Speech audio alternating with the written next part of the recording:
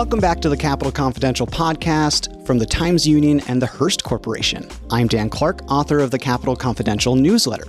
Artificial intelligence has evolved at lightning speed in just the past few years. Now it's everywhere. AI is being used for everything from creating recipes to curing disease and a lot in between. But AI is far from perfect, and that means mistakes will be made. But what if we could stop those mistakes before they happen? Let's get into it with Assemblyman Alex Bores. Welcome to the pod. Thanks for having me. Do you remember 2 years ago when AI video was just emerging? Do you remember Will Smith eating spaghetti? I don't. This was the first AI video that went viral. Google it after we talk. I can't wait. It is terrifying. Will Smith does not look like a real person, and he's eating the creepiest spaghetti you've ever seen. And now you look at it today, and it's like, I don't know if that's Will Smith or not, basically. So my point is that this is just evolving so quickly, and that was just 2 years ago. So we don't know what's going to be 2 years from now. Well, I think the real test is not just how hard it is to detect what's false, but now true videos some people are assuming are false. Yes. Right? You see some things that are unbelievable, and you're like, clearly AI. And then it turns out to be a real video. That is the ultimate testament to how good the video has gotten. No, exactly. You can't tell the difference. So I want to talk about a bill that you're carrying called the RAISE Act. It is the Responsible AI Safety and Education Act. I'm glad I wrote it down. The part of this that I think is really important is the protections for AI whistleblowers, I guess you would call them.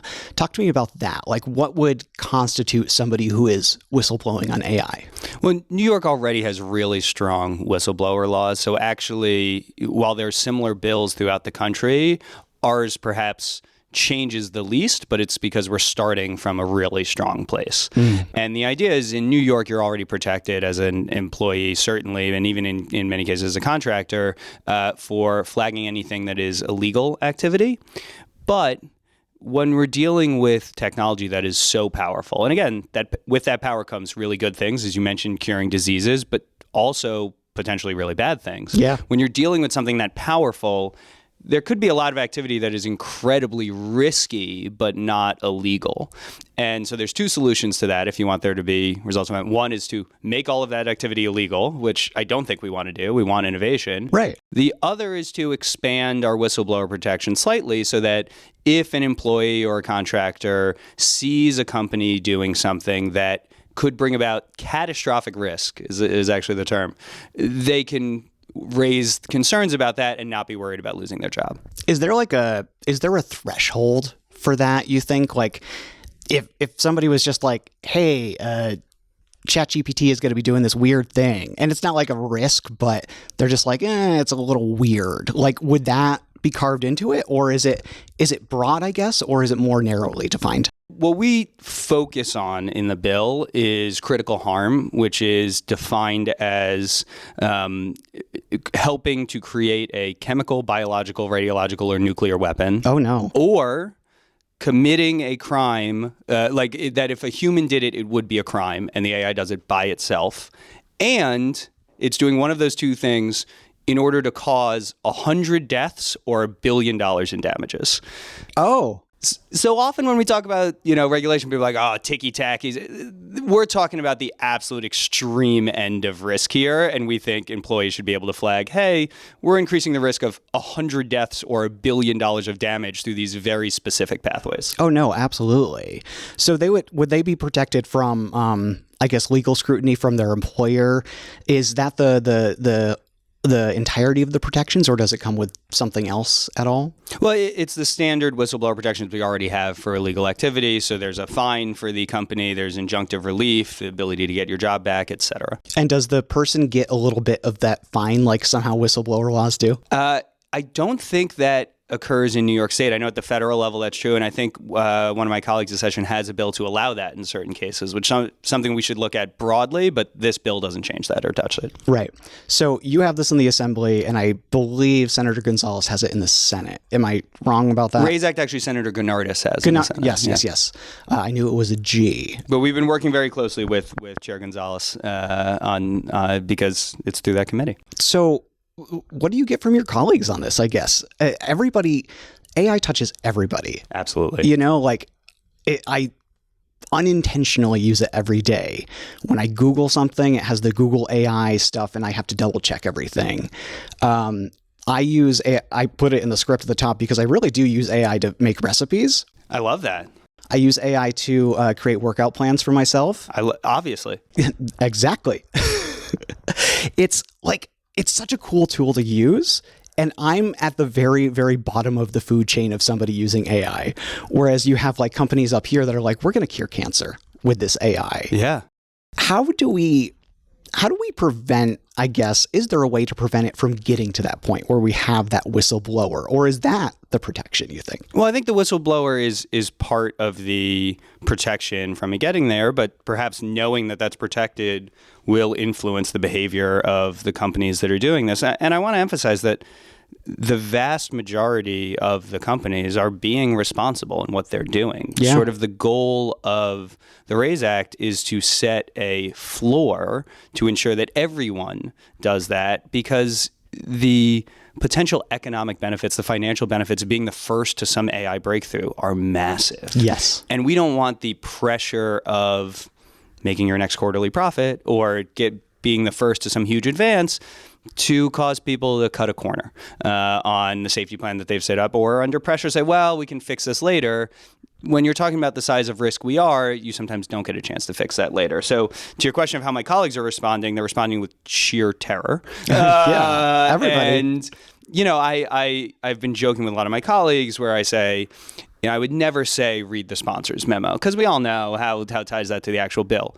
But please read the sponsor's memo, because it's basically all just quotes from the safety reports of the companies themselves. Yeah, yeah. And to their credit, they're being transparent and putting it out here. I don't mean to discourage that. Sometimes like the people that do it the most responsibly end up getting, you're shooting the messenger on that.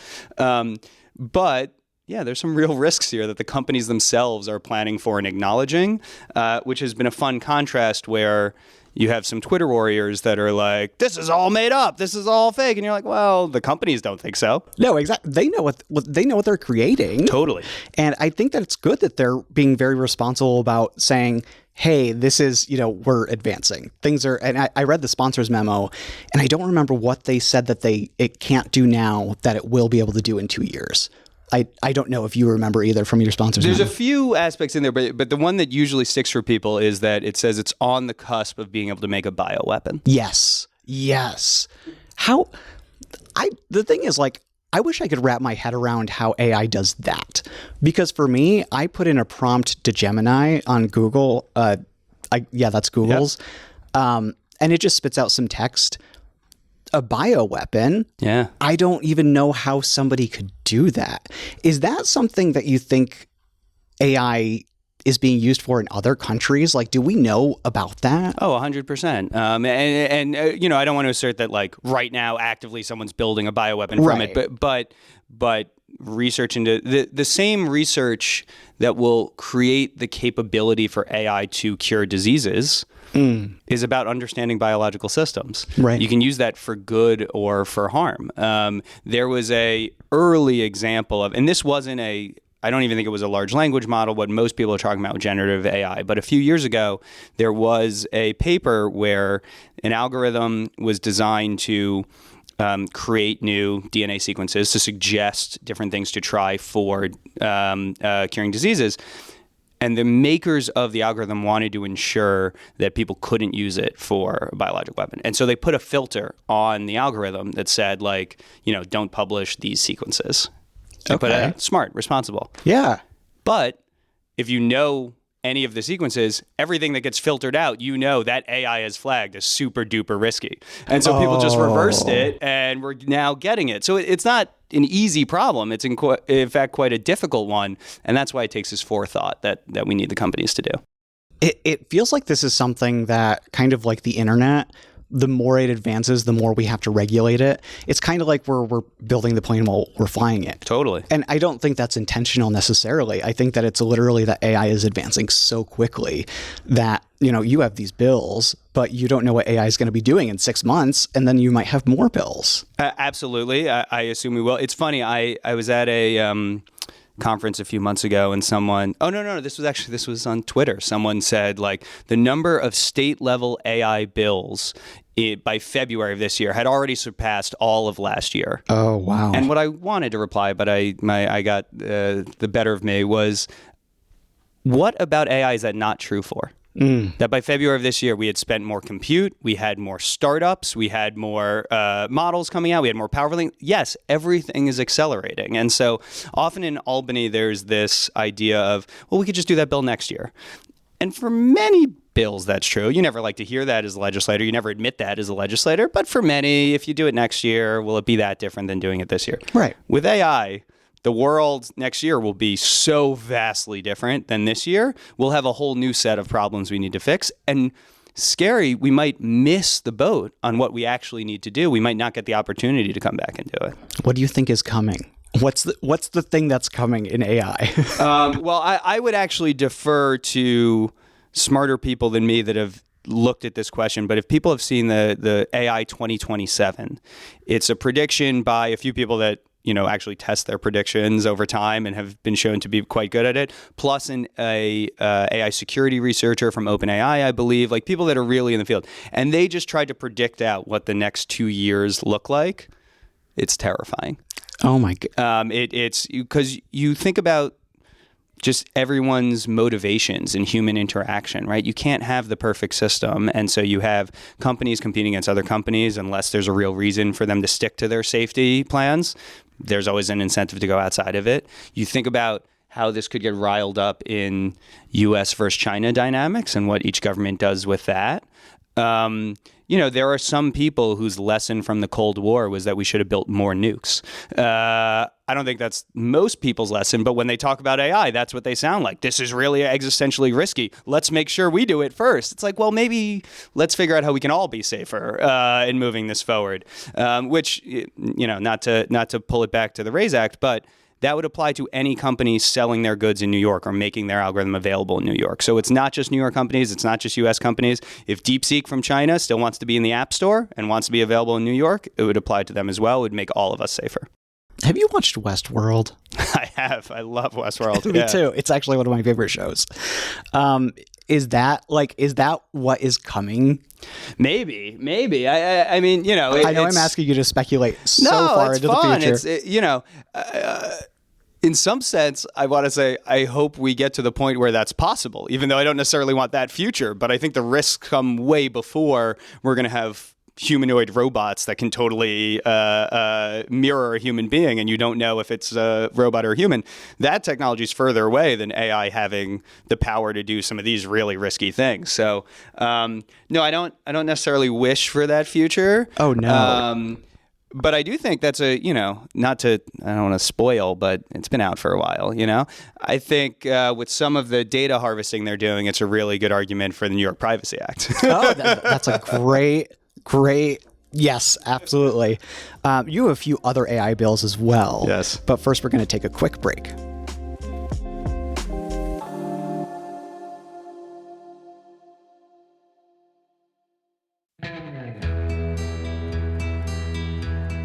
Schoharie County Sheriff's Office and New York State Police Patrols responded to a motor vehicle crash at the intersection of State Route 30 and State Route 30A in the town of Schoharie. The limo crash that killed 20 people in upstate New York on October 6, 2018 is one of the deadliest ground transportation disasters in U.S. history. Things should have never been on the road to begin with. How the hell did this happen? The owner of the limousine company was a former FBI informant. Well, this was certainly one of the most egregious cases of intentional disregard for human life. It's a story of tragedy and loss, of negligence and consequence. But more than anything else, it's a story of catastrophic failure. We just want the truth to come out.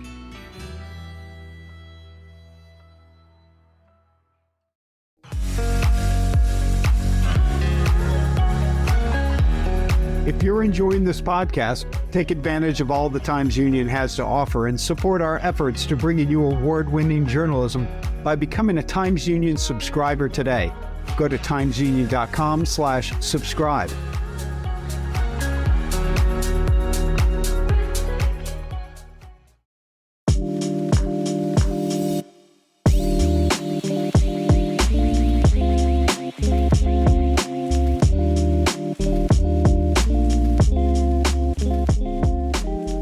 Welcome back to the Capital Confidential podcast. I'm Dan Clark. I'm with Assemblyman Alex Bores talking about AI.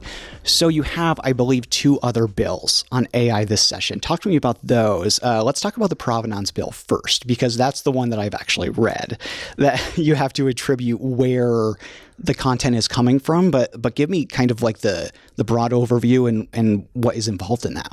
I actually think your intro to this podcast was the perfect overview of the argument for that when you talk about the Will Smith spaghetti video, which I now need to watch. Yeah. But how video and audio has gotten so good that, you know, to the naked eye, you can rarely even tell, or naked ear in the term in audio. It can make hands now. Yes, with the correct number of fingers. Yeah. Better than some cartoons. But so we can always have like detectors for what is AI, and you can have algorithms that do that, but you end up in a cat and mouse game where the detectors get better, then the algorithms that produce it get better. It doesn't really solve the problem. Right. The other approach would, instead of being trying to detect what is false, prove what is true. And so this is actually building on a industry-led solution where you had a number of companies, like thousands at this point, I believe, who have pitched in to create a free open source standard that anyone can use, any company can use. It works with all of our software. And for, nerds like me listening to this, it's a piece of metadata. It's data about data. Yeah. So the same way like a file name is metadata, or you could right click on a file, see some properties about it, right? It would just go there. But what's unique about this particular standard or others like it is that it proves whether a piece of content is real, if it came from a device, or synthetically generated, or was true and was manipulated, or was synthetic and then something true was added to it. It's the whole history of that. And so if we could get all of our content tagged with that metadata, right? If everyone is using, you opt in 95% of people, then anytime you see something without that tag, you're immediately suspicious of it. Right. But it's voluntary, and we need to encourage people to do it. And so the Content Provenance Bill, which we've titled the Stop Deepfakes Act, but it might be overselling it slightly. I don't know that we stop the deepfakes, but we at least know they're deepfakes. Right. But the Content Provenance Bill encourages that standard, or standards like it, in 3 areas. It says that synthetic image generators or sound generators need to attach this metadata standard, which almost all of them already do. It says social media needs to preserve it. So if you upload something with that standard on it, they shouldn't strip that out. They should keep it. And it asks government to preserve that information if it's given to it, and to the extent possible, always put out information with that attached. And the reason it's to the extent possible is some digital cameras now will automatically attach it, but as far as I know, no phone on the market currently does. I expect in 2 to 3 years, every phone will. So we're not going to ban government employees from taking a photo on their phone and posting it. But if you're using a device that already has it, you need to attach that standard. Is it just the metadata, or would, if I'm uploading a AI video to Facebook, would I have to put in the corner generated by AI, or is it just in the metadata? No, ideally you shouldn't have to do anything, because eventually you'll be using a device that already does this by default, and you'll upload it, and you know that social media will preserve it, so you won't have to do anything. I think if you want to have a whole solution to deepfakes, this metadata is one part of a 3-legged stool, right? You probably want metadata, you probably want some watermarking, and then you probably want some cataloging of it, where there's databases of what is real and what isn't. And between those 3 things, you maybe have a complete solution. The reason I'm focusing on the metadata is we are furthest along in having an open standard everyone can use. So let's encourage the benefits of that while we have it. And in the future, maybe we come look at the other 2 legs. On the metadata, this is a very niche question. Because I edited video in the past, and if you take that AI video that has the metadata on it, and I put it into a video editing software, and then I export, does that metadata come with it all the way, do you know, or does that get stripped out somewhere in the process? It depends on the software. And it depends on how you're sharing it, and different pieces of software treat it differently right now. So if I someone can check me on this, but I tried it 2 weeks ago, and I think this is true, that if you like airdrop an image from an iPhone to a Mac or vice versa, it will stay preserved. But if you like send an image in Signal right now, it strips it out. So like different pieces of software are just updating to get to the point where they can handle all of it. Again, the hope is that users wouldn't have to think about it at all. And there's nothing in the bill that would require a user to take action unless you're a government employee. Right. I mean, this is so important with the deepfakes. I was talking to a group of students earlier this week about journalism and everything that I do. And we were talking about AI in journalism. And one of the students asked, AI for us is so normal now because like we're ingrained in it as children, basically. Well, not basically, they literally are children. Yeah. And they asked me, how destructive could these deep fakes be really?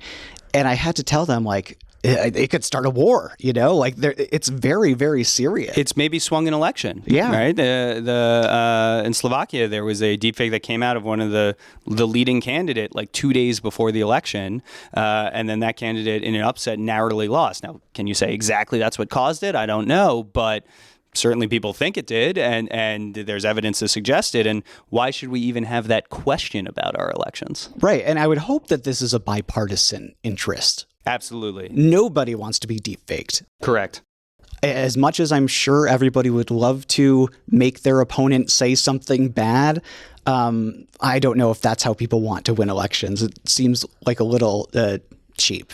Well, and as you covered last year in the Future Caucus, we had a nonprofit come that will make live deepfakes of elected officials to sort of spur support. And that was a bipartisan room, and there was a lot of fear of that and a desire to take action. Didn't they take your voice? Yes. So since I brought them, I volunteered to be. They used my voice. They used my image. I think they generated an image of me in a jail cell. And my mom called me extremely worried and is like, make sure that image is deleted. People are going to, but yeah. But the point is that they didn't prepare that ahead of time. It was live based on suggestions. Hey, what should we have Alex do? What should we have him say? And that was the technology that was freely available a year ago compared to what can be happen now. It's truly scary. The craziest thing about that demonstration to me is that it was able to mimic your voice exactly, but also the way that you speak. Yes. Like it's not just like with Gemini, for example, it talks a little bit like a robot. That didn't talk like a robot. It talked like you. Yeah. Well, now's a good time to reveal to our audience that I've been in AI this entire podcast. The thing is, for a moment, I thought about making the intro an AI-like voice of me, but I was like, no, I can't do that. That would be, then nobody could trust me ever. Exactly. Well, until we pass the content provenance bill, until C2PA is easy to attach to every podcast or a similar standard, and then everyone will know to trust it. Yeah, that's exactly why we need this bill. So talk to me about the other bill. So the other bill that I think will get done this year is the Training Data Transparency Act. And this is actually, for 95% of it, an exact copy of a bill that already passed in California. And it says that if you are training, substantial AI models, that you need to disclose certain information about it, the types of data that went into it, the size of the data sets. In particular, you need to flag whether any copyright material or personally identifiable information went into training the data set. And that helps to, A, just have people know whether they should trust the model that's coming out and what went into it and whether it might be a good fit for the application they're going to use. But B, I think provides a little incentive for those who are training models to not just throw everything in there and be thoughtful as to what data they're really going to train on. So a few key points about this one is it's already law in California, and so we were intentional about copying it word for word. There's probably some things I would change if I was designing it from scratch, but I wanted to ensure that there would be no additional compliance burden for companies, right? As long as you're operating in California and New York, there's nothing additional you're going to have to do, and most companies' training models operate in California and New York. But the second bit is that it's actually gotten a lot of support. So even, a lot of AI companies don't officially lobby or say anything on behalf, but Hugging Face, which is the largest hosting platform of open source models, actually said really complimentary things about the California bill and how this sort of everyone can have more information about the models that they're using, and this encourages the insight to it. So really hopeful we can get that in New York as well, lock in that protection for New Yorkers in case something happens to the California law, but just expand out that protection to our coast. When was the California law passed? It was last session. It was 2024, and it comes into effect, I believe, January 1st, 2026. And so ours would come into effect about the same time. That's so interesting. It's kind of like the environmental standards where if California does it, then they're going to be forced to do it. But you make a very good point where a lot of people don't know if the California law changes and we don't have it, then we don't have that certain thing on the books that people might be used to seeing by the time the California law would or would not be gone. Exactly. And so it's funny sometimes where you have, often when you're doing regulation at the state level, you get pushback that's like, well, we're going to have 50 different standards, right? And this bill has been very well received by industry and everyone. It's just sort of a common sense bit. But I have had some comments that are like, well, can we change these 4 things about it? And I'm like, well, then you're kind of introducing that 50 different states compliance thing. So, our hope is that we keep it the same. But we've told everyone if California makes changes that don't gut the bill, but are just about compliance, like we'll happily make the same changes. We want to work to one universal standard. How would the companies say what was fed into a large language model? Is it just like, because I don't know what goes into them. Yeah. In my head, I feel like they just search the entire internet whenever I ask them. Yeah. So would they say that? Just like, hey, this thing has a brain, it's going to Google for you, basically. Well, it would specifically be on what went into training the model versus what it grabs once you're using it. But yes, you're right that what's in the training is often the internet. But, we think about our ChatGPTs and our Claudes and our Geminis, the large language models. But there's a lot of other more specialized models, small language models or not language models at all that are working on other aspects that this would say, you have to disclose what's actually going into them. And it might be a more manageable set. Right, exactly. So before I let you go, what are we not talking about in AI, do you think?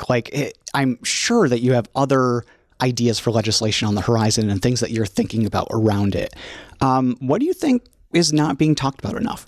It's a great question. I'm going to take a long answer on this if I can, but I think that what we have to think about with AI is so broad. It's like, what do we have to think about with the economy? Yeah. And it's already not this, but in the future, it's certainly not going to be, what are the 3 legislators who think about AI doing? Everyone's going to be engaged in AI. And so it's been great to work with a lot of my colleagues on their bills and their ideas. Senator Kristen Gonzalez, the head of the Internet and Technology Committee in the Senate, has a number of bills about consequential decisions and about protecting government workforce and about chatbots that are pretending to be licensed therapists, which is crazy. That is a whole can of worms that we could talk about. There's a lot of bills around worker protection. I know Senator Michelle Hinchy and Assemblymember Bronson have a bill in that regard. Chair of Science and Tech in the Assembly, Steve Otis, has done a lot of these good bills. I mean, this is more and more everyone is going to have to be involved. But I think of AI bills with 3 binary questions. The first is it generally optimistic or pessimistic about AI? And that's the bill, not the person, right? I think I have bills that are generally just putting some scaffolding and encouraging it, right? The content provenance, and then ones that are really afraid of what's coming, like the RAISE Act, right? So the bill, optimistic, pessimistic. Is it short-term or long-term? Is it dealing with things that are already here or dealing with where it's going, right? And then is it use case specific or is it more general? And I think, you get 8 different categories depending on how you answer those questions. We need a lot of work in all of those categories, and that work is only going to continue. But the last thing I would say, I'm sorry, you said what's not being talked about on AI, and we could go for a few hours. I think a key thing that is missed with AI is that this is going to move faster than any technology has come before. And so, especially, for example, when you think about worker protections, you often have people that say, well, historically, every time new technology has been invented, it's destroyed some jobs, but it's created even more, right? And that's, not a good thing, especially for the one who's destroyed, but over time, you hope that a worker can retrain into the new job that's created.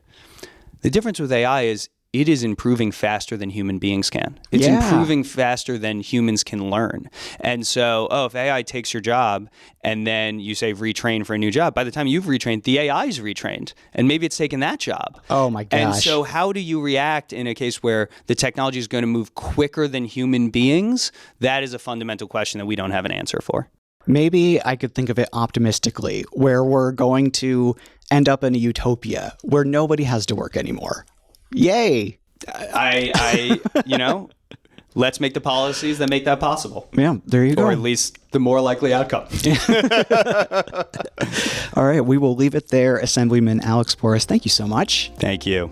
And for all you listeners, if you want more on New York State government, go over to capitalconfidential.com. That's Capital with an O.